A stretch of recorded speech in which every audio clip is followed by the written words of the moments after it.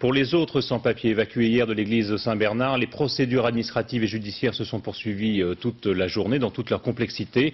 Certains, notamment les femmes et les enfants, ont été libérés dans la nuit du centre de rétention de Vincennes. Pour d'autres, les auditions ont commencé au palais de justice de Paris. L'une des porte-paroles des sans-papiers a été condamnée à 2 mois de prison avec sursis alors que le procureur avait requis 3 mois de prison ferme et 3 ans d'interdiction de territoire. Le point avec Valérie Fourniou et Gilles Marinet.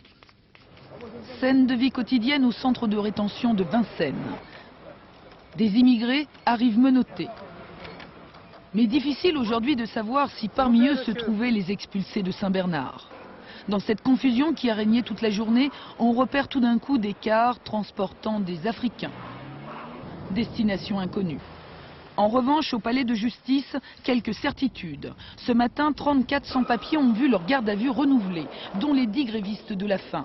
Et au sujet de 2 d'entre eux, leur avocate est inquiète, ils ne sont plus à l'hôpital.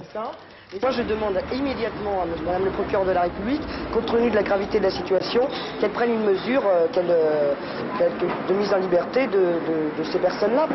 Autre sujet de mécontentement des avocats, ils estiment n'avoir pu rencontrer leurs clients placés hier en rétention administrative dans des conditions normales. Les avocats ne pouvaient pas voir chacun un client, nous les voyions tous ensemble. Nous n'avons pas pu pénétrer dans les box qui sont habituellement réservés aux avocats.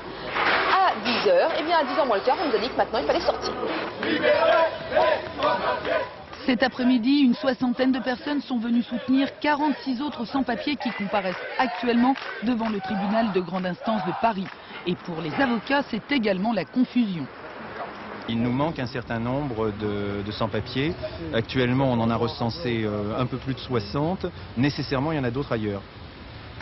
Environ 15 autres sans-papiers sont actuellement devant la 23e chambre correctionnelle. Et parmi eux, il y a Aboubacar Diop, leur porte-parole. Le préfet, semble-t-il, retirerait sa requête sur la prolongation de rétention. Conséquence, il devrait être remis en liberté. Ce n'est pas certain. Madi Gensissé, autre porte-parole des sans-papiers, est condamnée à 2 mois de prison avec sursis. Elle vient d'être remise en liberté.